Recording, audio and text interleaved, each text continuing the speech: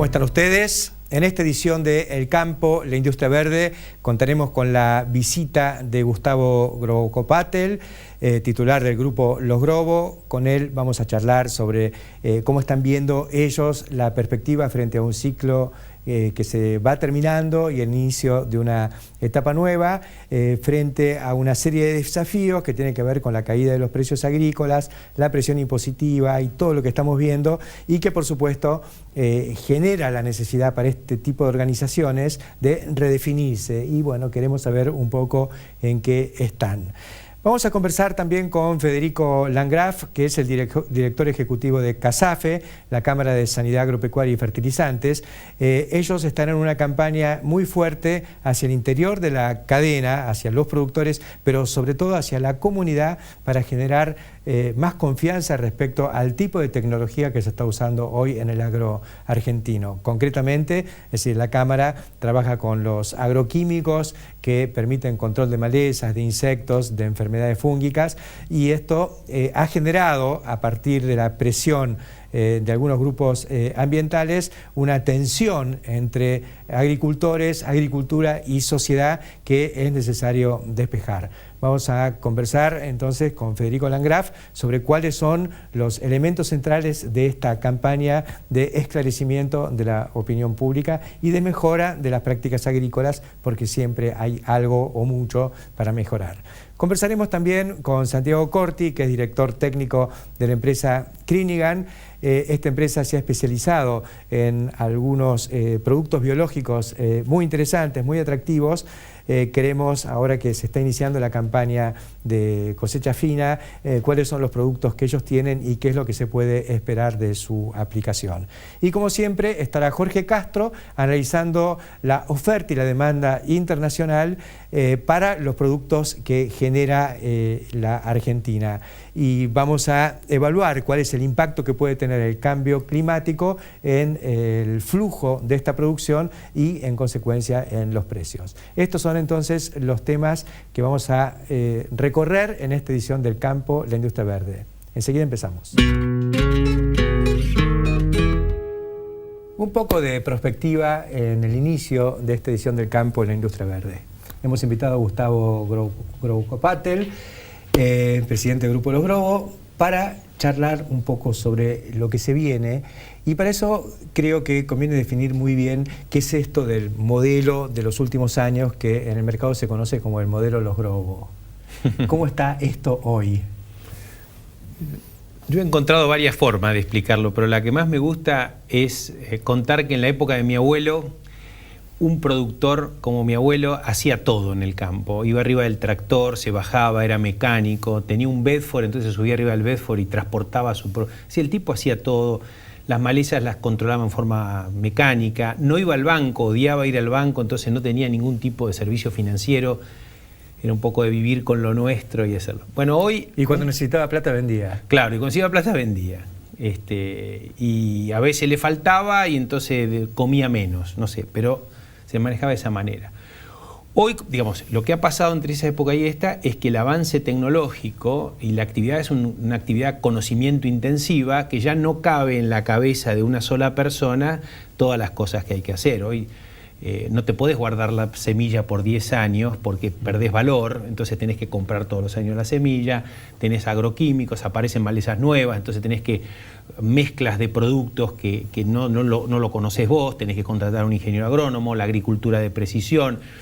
Ya ahora no es lo mismo endeudarse de una manera o de otra, necesitas expertos en servicios financieros, la logística, gestión del riesgo, los mercados de futuro. Es decir, que vos necesitas, o el productor necesita alrededor una especie de ecosistema de negocios donde habitan los proveedores que lo hacen sustentable, competitivo y demás. Ese ecosistema de negocio es Los Grobo, ese es el modelo de Los Grobo, que en los últimos años ha ido teniendo algunas derivadas, porque no solamente proveemos el servicio, sino que tenemos algún nivel de integración en esa cadena de valor. O sea, ya no solamente proveemos el servicio de agricultura de precisión, sino que tenemos una empresa que genera software para la agricultura de precisión.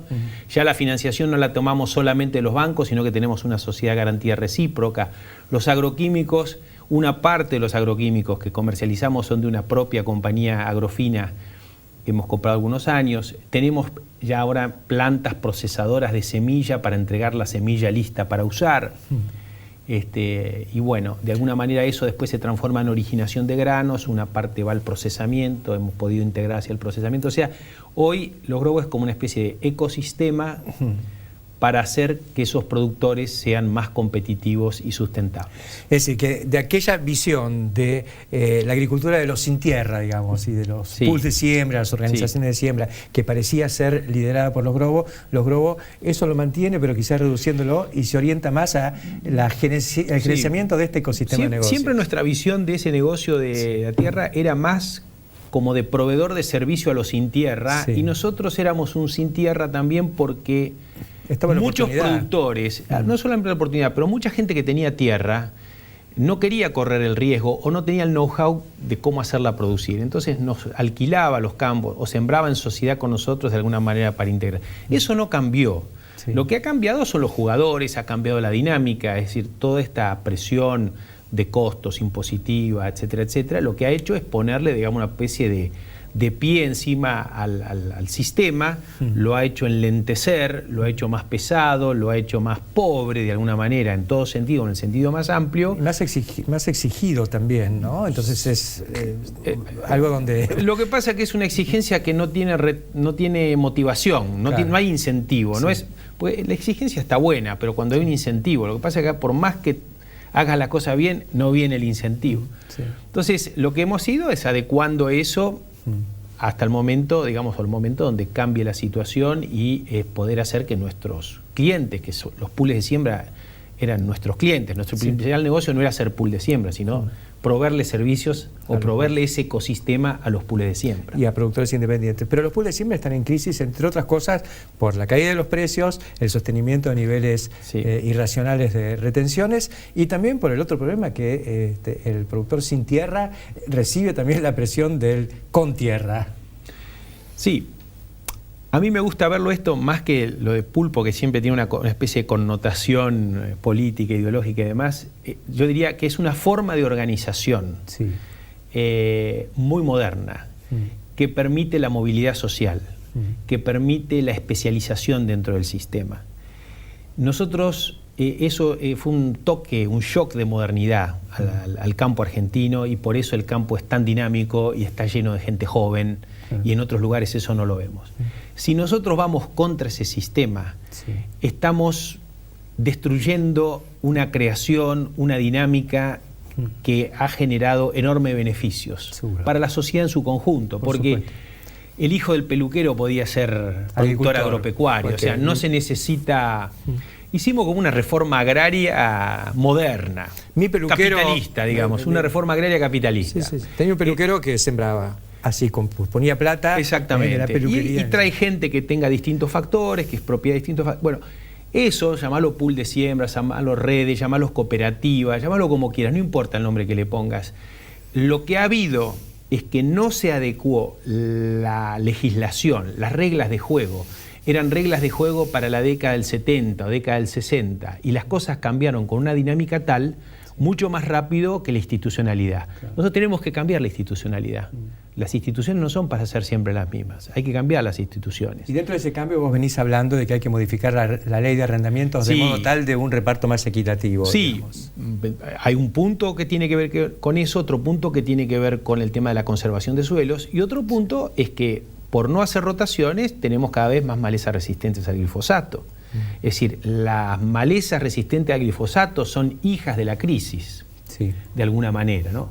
Entonces, todo ese combo, malezas resistentes, precios, deberían solucionarse en gran parte con una reforma en la ley de arrendamientos, que es algo muy simple, que es eliminar el contrato accidental de arrendamiento. Y que los contratos duren por lo menos 3 años.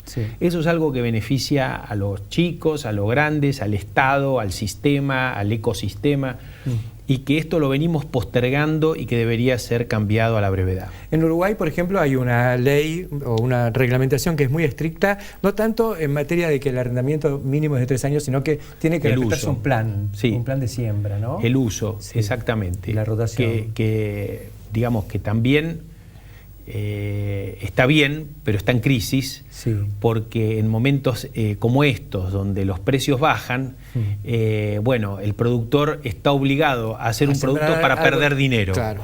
En cambio, si los contratos duran 3 años y uno de alguna manera lo planifica mucho mejor, bueno, inclusive alguno puede correr algún riesgo porque sabe que la rotación es por 3 años y el negocio es por 3 años, más allá de que algún año te toque ganar menos o perder. Yo creo que hay inquietud ahora que estamos frente a un fin de ciclo y el inicio de uno nuevo. Yo creo que en este fin de ciclo es muy poco lo que se puede hacer y las leyes que pueden aparecer a último momento en el Congreso son sospechadas de por ahí alguna otra intención. Sí, eso no sé si estoy tan de acuerdo contigo, Héctor. Yo creo que justamente estos cambios, porque hay motivaciones diferentes en los actores, a veces son momentos como para generar cambios positivos. Hay que tener una mirada optimista con eso. Hace poco fue lo de la ley de semillas, que se armó tanto revuelo, pero yo creo que no hay que negarlo por decreto, digamos. Me parece que hay que aceptarlo y hay que tomar una actitud positiva frente a esa transformación. Sí, se puede debatir, se puede analizar en profundidad, por supuesto, porque yo creo que hay todavía prevalece o debiera prevalecer la buena intención, ¿no? Y el análisis. Y la necesidad de propuestas. Acá este tema, que yo sé que lo venís planteando desde ese tiempo, tiene que ser machacado. Y si es ahora, fantástico. Y si es más adelante... Uno nunca sabe cuándo se abre la puerta. Hay que estar preparado para poder entrar en cualquier momento. Bueno, es lo que pasó un poco con los biocombustibles, digamos. Exactamente. Este gobierno no ha sido muy pro agro, pero tuvo en su momento una política de impulso a esto que fue un beneficio general para toda la cadena. Se niveló el IVA en la cadena de trigo, este gobierno. ¿Alguien se enteró que el pan tiene IVA? No.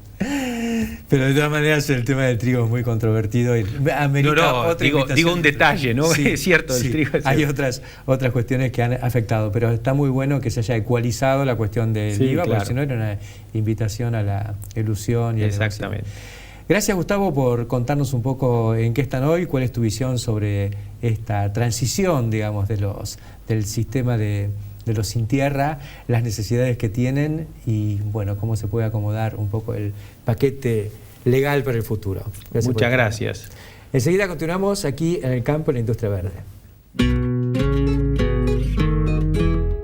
Continuamos en el campo de la industria verde y introduciéndonos ahora en un tema que yo considero que es muy importante porque está en la preocupación colectiva, en la preocupación de la sociedad, que es todo lo que tiene que ver con la contaminación, el riesgo del tipo de agricultura que estamos haciendo en la Argentina, en esta Argentina de la segunda revolución de las Pampas, que implica intensificación tecnológica en todos los niveles. CASAFE, la Cámara de Sanidad Agropecuaria y Fertilizantes, ha salido al cruce con una campaña muy fuerte y digamos, planteada en distintos niveles para llevar conocimiento adentro de la cadena y conocimiento afuera de la cadena. Hemos convocado a Federico Landgraf, que es el director ejecutivo de CASAFE, para conversar sobre cómo están yendo las cosas, Federico. Bueno, muy bien, Héctor, gracias por la convocatoria. Mira, desde la Cámara estamos trabajando activamente en, como vos bien decías, acercar información para algo que creemos que desde el punto de vista de la ciudadanía y también desde los productores mismos también, se parte de una, digamos, una duda legítima sobre los productos, sobre la seguridad de los productos, sobre una serie de cuestiones, digamos, vinculadas a los productos. Es legítima, pero es una pena que haya estado estimulada, digamos, por la opinión irresponsable de algunos periodistas, digamos, llamados periodistas ambientales, ¿no? Sí, sin duda. Por eso acá es donde caemos, bueno, el tema de trabajar el tema responsablemente y con sustento científico y técnico. Me parece que la llave está allí, en el sustento técnico de lo que se plantea. Y en esto nos apoyamos fuertemente desde la Cámara y desde las empresas que están en la Cámara y te diría desde el sector en general, y con diversas acciones para tratar de ejemplificar o para tratar de mostrar a campo lo que nosotros sostenemos en la teoría, en los papeles, en los estudios científicos, en toda la información sólida que hay atrás. ¿Qué tipo de demostración se está haciendo? Mira, tal vez una de las más interesantes que estamos haciendo es junto con el Ministerio de Agricultura y otras entidades, estamos llevando a cabo jornadas, le decimos, de demostración de aplicaciones. Son módulos donde vamos a distintas localidades. Recientemente estuvimos en Marcos Juárez, vamos a estar en Mar del Plata próximamente, y así en varias localidades, donde vamos con, hacemos una aplicación aérea y una aplicación terrestre, y demostramos que con buenas prácticas la deriva es mínima o está muy lejos de lo que se plantea en algunas localidades, que se habla de 1000, 1500 metros. Para ejemplificarte este tema, ya llevamos 8 jornadas de demostración de aplicaciones hechas. Nunca superamos los 40 metros, aún en alguna donde tuvimos condiciones en las que no es recomendable aplicar, las hacemos igual, las aplicamos con agua. Y en esa jornada la demostración de aplicación aérea fue la máxima, que dio 40 metros. Es decir, en la aérea. En la aérea. Sí. En la terrestre que hicimos ahora en Trenquelauquen, la distancia que tuvimos fue 0. No hubo deriva por fuera por supuesto que esto lo complementamos con información de desde cómo calibrar la máquina, cuál es el proceso de las buenas prácticas, por qué se debe hacer el triple lavado o el lavado a presión con perforación del bidón.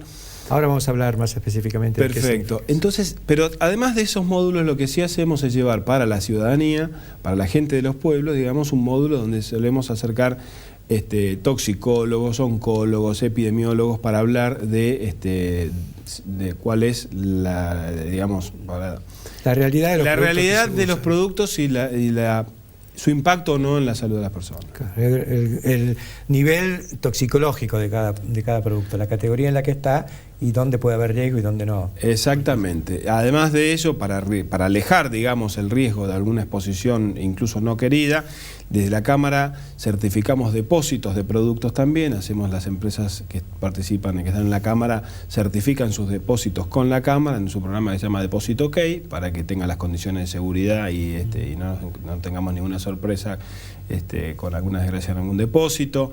El programa de Agrolimpio de recuperación de envases, a pesar de ser un programa de recuperación de envases voluntario, estamos trabajando también participando activamente en lo que es un proyecto de ley para finalmente recuperar la mayor cantidad de envases desde el campo a la...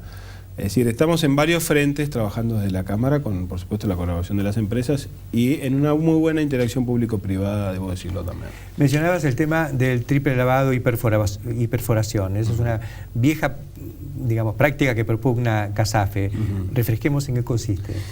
Claramente consiste en cuando se está haciendo la preparación del caldo que se va a aplicar, en la máquina, si sea en un mosquito o en la máquina que se vaya a hacer la pulverización, lo que se debe hacer es enjuagar 3 veces bajo los procedimientos establecidos por una norma IRAM, que lo que dice básicamente es que se deben enjuagar durante 30 segundos con agua limpia y volcar ese contenido de nuevo al caldo.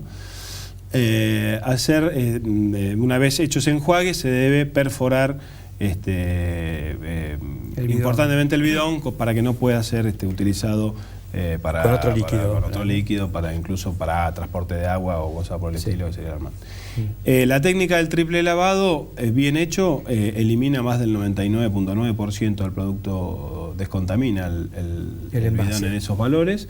Y lo que estamos promoviendo ahora es el lavado a presión. Es un anhelo de la Cámara que en el futuro ya vengan de fábrica todas las pulverizadoras con el lavado a presión, que es mucho más sencillo, más rápido, aprovecha mejor el producto que está en el envase. ¿Es triple lavado a presión? No, es triple lavado manual o lavado a presión. Lavado a presión se mete se hace una sola vez y ya se queda. Está bien.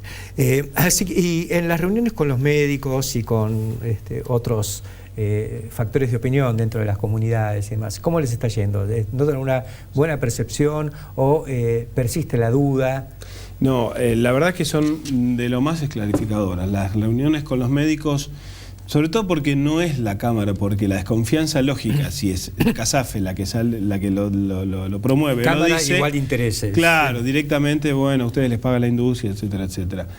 Entonces, y la reunión y los médicos que se acercan a esas jornadas que estamos haciendo, no son tampoco médicos pagos por la industria. Son, en general, los médicos que van allí van con el interés de esclarecer algunas cosas. Concretamente, en la jornada de Trenquelauquen habrás escuchado lo que fue Montemaíz y todos algunos cuestionamientos a Montemaíz, y vino del sector oficial de la provincia de Córdoba, desde el Ministerio de Salud, un médico oncólogo que dijo: señores, esta estadística, esta información que se llevó a cabo en esta localidad no sigue parámetros estadísticos adecuados, y nosotros tenemos nuestra propia información. Nuestra propia información dice que para Montemaíz está en la media nacional de casos de cáncer cada 100.000 habitantes, o levemente por debajo. Por lo tanto, y salió a desarmar, digamos, un informe alarmista que lo único que trajo fue pánico en la sociedad. Y lo que sí está trayendo, que médicos oncólogos como él están desatendiendo su ocupación, que debe ser atender a pacientes con problemas, para ir a atender conferencias de este tipo y desatender pacientes ocupándose de estos temas. Lo que pasa es que si no hacen esto, en lugar de pacientes oncológicos van a tener pacientes psiquiátricos, porque la gente se está volviendo loca con esto. De hecho, he estado intercambiando información, bueno, desde hace mucho tiempo me toca, porque incluso uno también por ahí recibe algún ataque, digamos, por defender esta tecnología. Nosotros lo que hacemos es defender algo que sabemos que tiene base científica, digamos. Y sabemos también, y muy bien, los productos que se usaban hace 40, 50 años, que había que usarlos con mucha más precaución que los de ahora. Hoy estamos usando los mismos niveles de precaución para productos que son mucho más livianos, digamos, de menor toxicidad. Sin duda, incluso recientemente tuvimos la clasificación de la IAR, que es la Agencia Internacional del Cáncer, dependiente de la Organización Mundial de la Salud, que clasifica al glifosato en una categoría determinada como probable posiblemente cancerígeno, pero esa clasificación que hace al producto y hace digamos, esencialmente al productor, está ajena del riesgo de exposición hacia el producto. O sea, lo que dice es: este producto puede posiblemente, probablemente traer cáncer en una serie de productos, ¿no? Ya lo habrás comentado seguramente en tu programa, ¿qué otros productos comparten esa lista? El mate caliente. El mate caliente, el extracto de hoja de aloe vera, que pensábamos que no había una planta con mejores propiedades que la aloe vera, pero digamos una serie de otros productos, pero nosotros nos focalizamos ahí y decimos, bueno, comparado con otros productos es absurdo, que suena más o menos. Lo que nosotros decimos es: vivimos a diario con productos que tienen un nivel de peligrosidad determinado, y la sociedad decide vivir con esos productos. La nafta en la estación de servicio, y nadie se le ocurre estar fumando al lado del que carga. La electricidad, y así es como no abrimos la puerta de la heladera descalzos. Es decir, nosotros tenemos que aprender a convivir con productos que son buenos a la humanidad. Y los productos del campo, ¿son buenos para la humanidad? Bueno, vaya, la pucha que sí. Digamos, estamos hablando de alimentos, estamos hablando de que en una eventual salida de todos los agroquímicos podría la producción caer sustancialmente. Si hay valores que hablan de entre el 35 y el 60% de la producción caería. Bueno, eso sería hambre para mucha gente, eso sería precios de los alimentos extraordinariamente caros, digamos. No se puede concebir la producción sin estos productos. Y creo que todos lo saben, ¿no? Porque salvo algún fundamentalista de los productos orgánicos o algo de eso, que eso también es interés comercial en todo caso. Pero todo el mundo entiende esto. El tema es que se la agarran con el glifosato, ¿no? Y hay gente que me dice, porque el glifosato está prohibido en Europa, y entonces les mando el dato de un glifosato hogareño de Bayer que se vende en los supermercados para los yuyos de jardín, donde van los chicos y están jugando. Así que hay desinformación y hay una orientación, sobre todo en la Argentina, porque me parece que hoy estamos haciendo punta en esta cuestión de generar miedo con lo que comemos y lo que usamos. Así es. Me parece que tenemos que ser, por lo menos desde la Cámara, vamos a seguir profundizando esta línea de llevar ciencia y conciencia a las poblaciones, sobre todo donde estamos hoy más cuestionados, que hoy en las localidades del interior es donde más se escucha, más se siente, más se está viviendo tal vez. En estos días fue el Día del Medio Ambiente y el Día de la Comunicación, el Día del Periodista. Estamos comunicando cómo la Argentina puede aumentar la producción sin afectar al medio ambiente, y en eso estamos. Muchas gracias. Y nosotros enseguida continuamos aquí en el campo de la industria verde. Continuamos en el campo de la industria verde, introduciéndonos en el tema tecnológico, y dentro de lo tecnológico, lo biotecnológico. En este caso vamos a conversar con Santiago Corti, que es director técnico de una de las compañías nacionales más interesantes e innovadoras en materia de estos bichitos que le ponemos a la semilla para potenciar lo que pueden hacer los cultivos. La empresa es Crinigan, y Crinigan ha desarrollado algunos productos que promueven el desarrollo de trigo, también tienen inoculantes en soja, pero lo que me interesó y el motivo por el que te convocamos, Santiago, es que ha trascendido un acuerdo que hicieron con la empresa Syngenta para vincular un fungicida de última generación de esta compañía internacional con el producto tradicional de ustedes para trigo. Exactamente, sí, el foco nuestro es lo biológico, como bien decías, pero siempre buscando combinaciones con fungicidas de síntesis, como en este caso, para tratamiento de semillas. Tratamiento de semillas, exactamente. ¿Qué es lo que están logrando con esta sinergia? Bueno, por un lado el producto, que es un promotor de crecimiento, como se lo conoce, que trabaja justamente sobre uno, lo que hace es aprovechar lo que está en la naturaleza y tratar de potenciarlo, ¿no? A través de las micorrizas, que es el principal microorganismo que utilizamos en los promotores, y a su vez combinarlo con productos que evitan que haya otras enfermedades, ya sea en semilla o en el mismo suelo, que puedan competir con el promotor por un lado y retrasen el crecimiento de la planta. Porque el promotor es un hongo, digamos, es un complejo de hongos. Sí. Nosotros usamos en general una combinación de hongos y bacterias, una combinación más parecida a lo que hay en la naturaleza, ¿no? Ajá. Y lo que hacen es ayudarlo en distintas funciones, así como el Bradyrhizobium en soja toma nitrógeno del aire y se lo da a la planta. Estas micorrizas, simplificando mucho, ¿no? Tienen muchos efectos, pero solubilizan fósforo, que está en forma poco disponible. El fósforo sabemos que tiene poca movilidad en el suelo, además, y se lo dan a la planta. Bueno. Es un puente de fósforo, digamos, hacia exactamente, la planta. Sí. Eso ya está presente en la naturaleza, lo que pasa es que uno lo que hace es tratar de potenciar este efecto, ¿no? Ahora, pero si le ponemos un fungicida, ¿no estamos liquidando al hongo o al parte del complejo? Claro, sí. No. Los hongos son muy diversos y cada fungicida tiene un espectro de acción limitado, ¿no? Y son hongos, lo que son promotores de crecimiento, son muy distintos morfológicamente y fisiológicamente de los patógenos. Ajá. Y no los afectan. Previamente, obviamente, lleva mucho tiempo de prueba de compatibilidad, ¿no? Vos estás en el área de investigación y desarrollo. Sí. Así que te ha tocado hacer estas pruebas de compatibilidad. Claro. La idea es que lo ayude, no que lo afecte, ¿no? Justamente. Hay mucho movimiento en esta cuestión de los microorganismos y distintos tratamientos de semilla, ¿no? Que combinan lo químico con esto. E incluso ha habido toda una ola de adquisiciones y digamos, desarrollos comerciales conjuntos y demás en los últimos años. Esto no va dentro del esquema de tratamiento profesional de semilla. Acá ustedes venden, por un lado, el producto para que lo aplique el productor. En general es así. Sí, tenemos algunos clientes puntuales que se dedican a hacer ese tratamiento a sus clientes, ¿no? Pero a los productores no es la vía más común, pero sí se está haciendo también eso, ¿no? Claro. Y ustedes están ofreciendo un pack que combina las dos cosas, el fungicida con el producto de Crinigan. Exactamente. Ajá. Sí. Así, ¿y el productor cómo lo aplica? ¿Tiene una se aplica inoculadora común o en la sembradora? Sí, lo mejor es que lo haga antes en una inoculadora común. y en el mismo proceso, ¿no? No es que uno le agrega una tarea más al productor, sino que se aplica fungicida y promotor o inoculante todo al mismo tiempo, ¿no? Ajá. Yo diría que lo que sería muy necesario es que la gente siembre trigo para que este producto se pueda vender. Sí, sí, sí. ¿Cómo están viendo el mercado?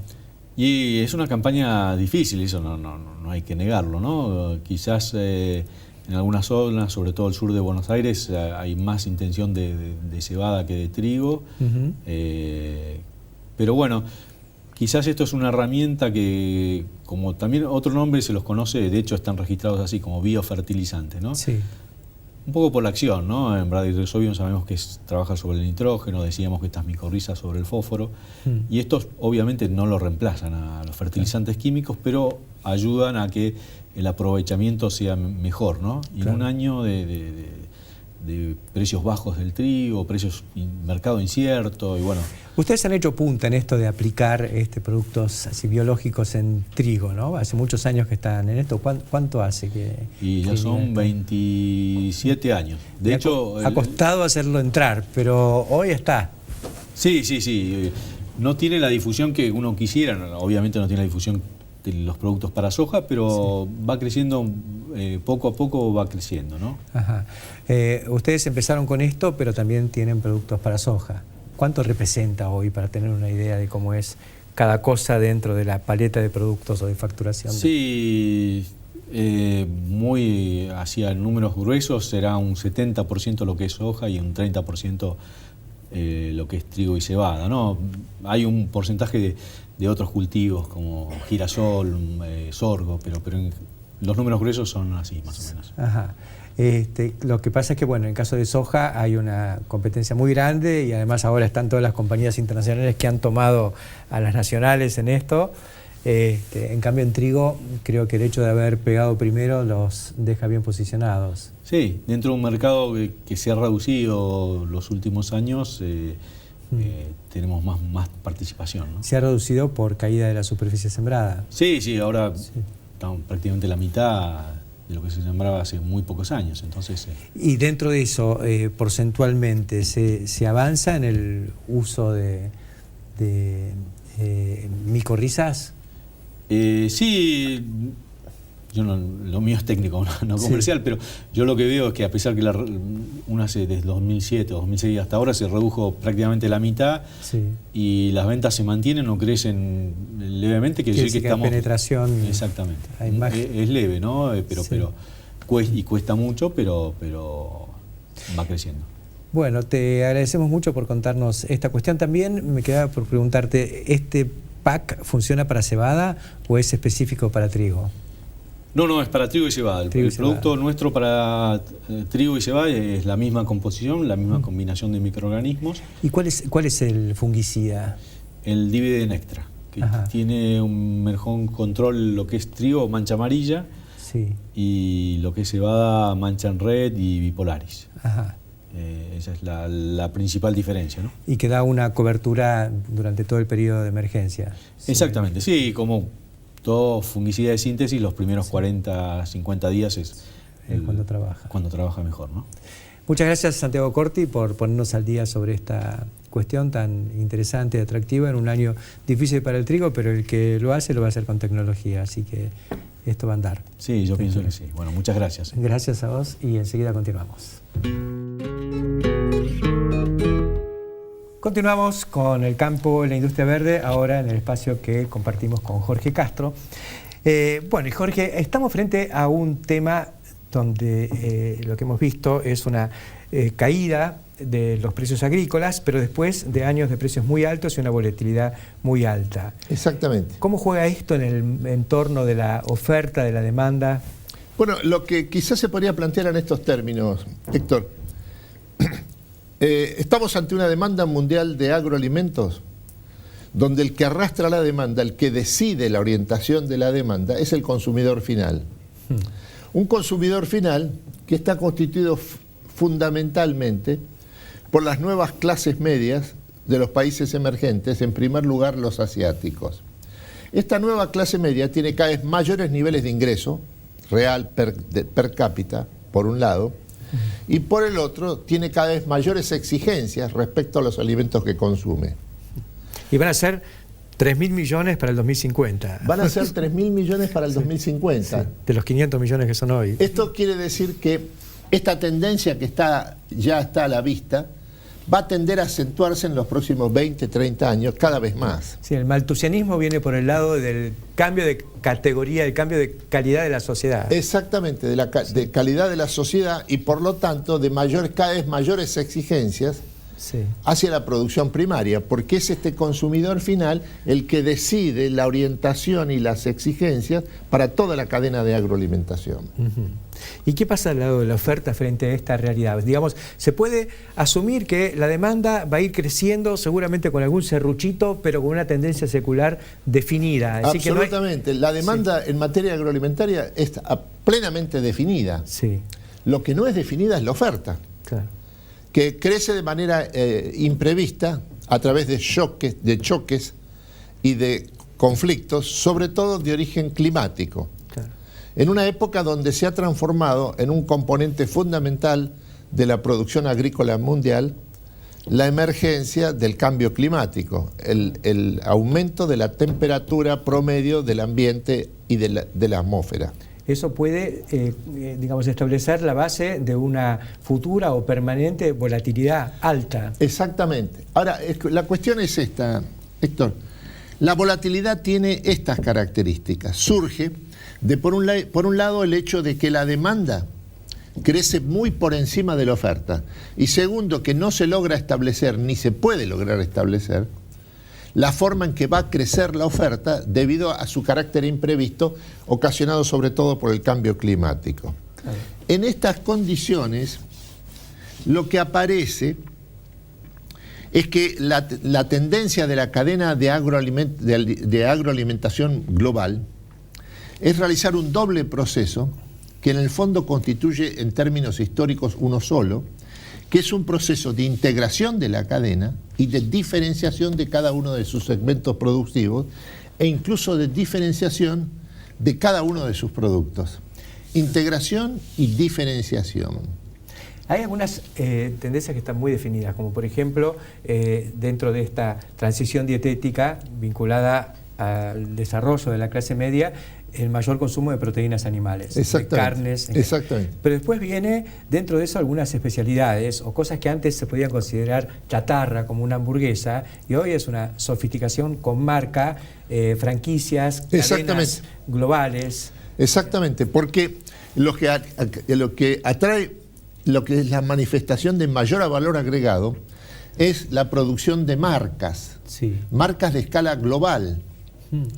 Entonces, lo que aparece es esto... Y empresas enormes como que figuran en el Nasdaq entre las empresas más grandes del mundo, son agroalimentarias. Sí, McDonald's, Yum... Starbucks, claro. Sí. Entonces, Yum es Kentucky Fried Chicken. Sí. Tiene en China, solamente en China, 5.800 puestos de servicios.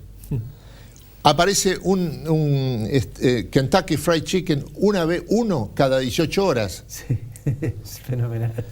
Esto es es una franquicia en donde hay características donde la producción de los alimentos que se proveen a los consumidores finales reúnen ciertas características extremadamente exigentes en materia de calidad y en materia de seguridad alimentaria. Sí, eso está en el trasfondo de toda esta transnacionalización y crecimiento de compañías de primera línea. Primera línea. No se pueden dar el lujo de un mal control sanitario interno. Exactamente.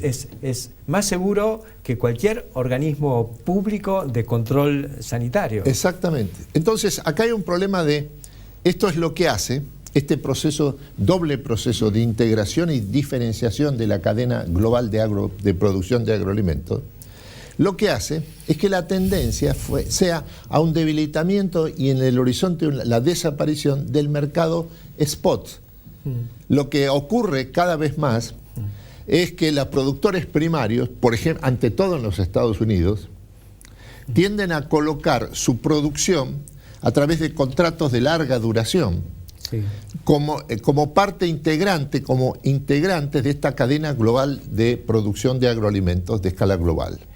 Así que Hay, digamos, una especie de escenario de crecimiento en todos los sentidos, digamos, en crecimiento en volumen por la cantidad de gente que pasa a comer proteínas animales que demandan granos, exactamente, granos forrajeros y harina de soja. Exactamente. Y dentro de eso, diferenciación de productos, aparición de marcas, aparición exactamente, de cadenas globales. Exactamente, porque el que decide toda esta tendencia Sí. es el consumidor final, cada vez más sofisticado y cada vez con mayores recursos. Claro, cuando uno habla de sofisticación, digamos, y con una mirada por ahí más conservadora, más tradicional, se imagina a las oligarquías, digamos, ¿no? O la gente de galera, el yanqui típico, o acá nuestro hombre rico.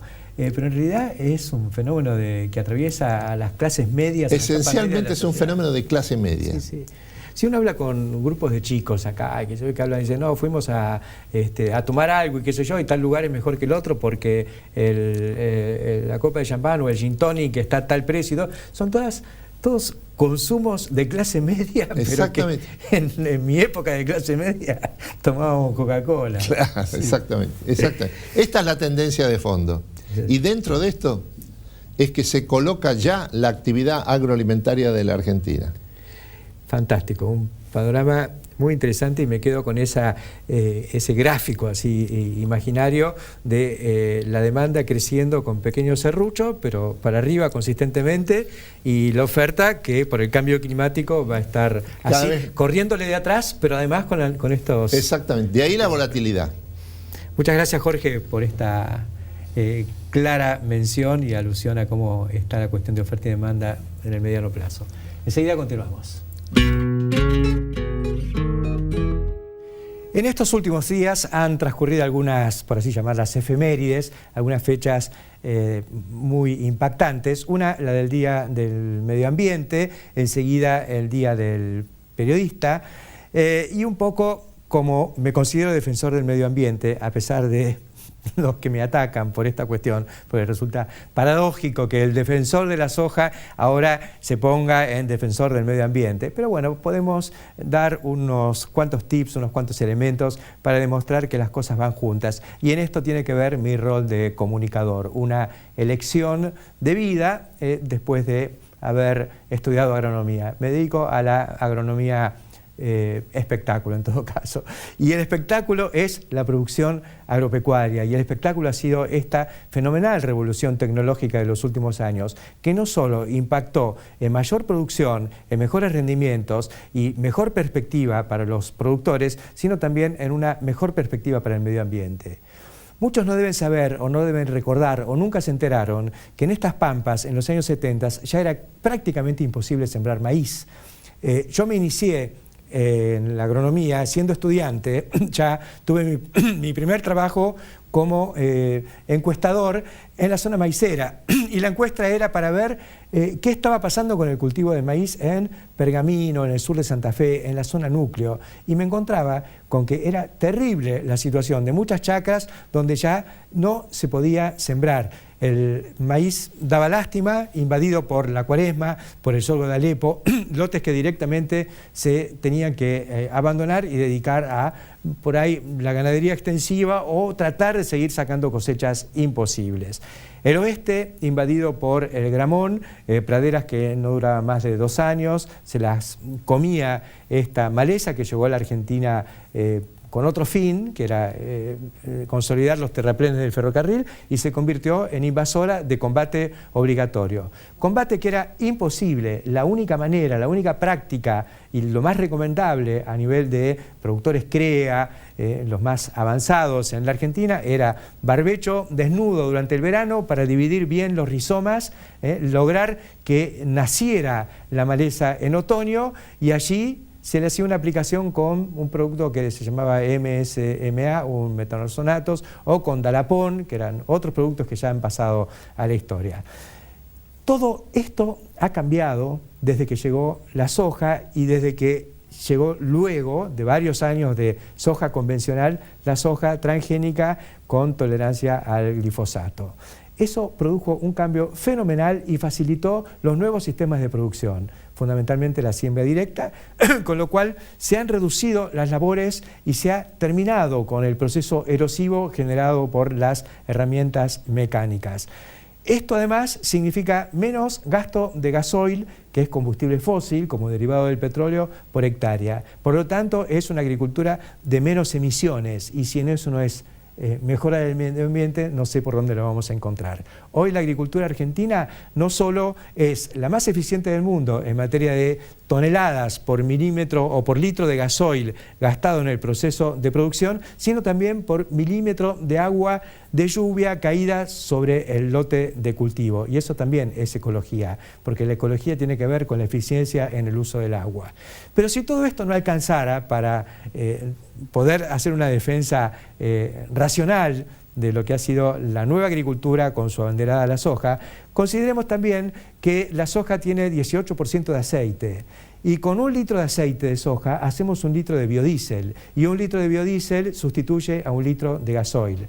Una soja de 3.000 kilos por hectárea, que es el rendimiento nacional, genera 500 litros de aceite por hectárea, es decir, 500 litros de gasoil por hectárea. Hacen falta, señores, 50 litros para sembrar 1 hectárea de soja. Quiere decir que por cada hectárea de soja generamos el combustible para sembrar otras 10, y eso también es eficiencia. Y es también eficiencia la condición que tiene la soja, y un poco lo que hablábamos hoy con Santiago Corti, de fijar nitrógeno del aire. Eso también es ecología, porque el fertilizante nitrogenado, su fuente básica, que es la urea, es nitrógeno que se baja del aire quemando gas. Bueno, la soja no necesita ese nitrógeno, lo toma ella en forma directa a través de la actividad simbiótica de Rhizobium en las raíces de esta proteo-oleaginosa, de esta leguminosa. Estos son los beneficios ambientales que ha acarreado la segunda revolución de las pampas. Mal que les pese a los ecologistas que creen que uno habla porque le paga Monsanto. Señores, esto es ciencia y tecnología. Hasta la semana que viene.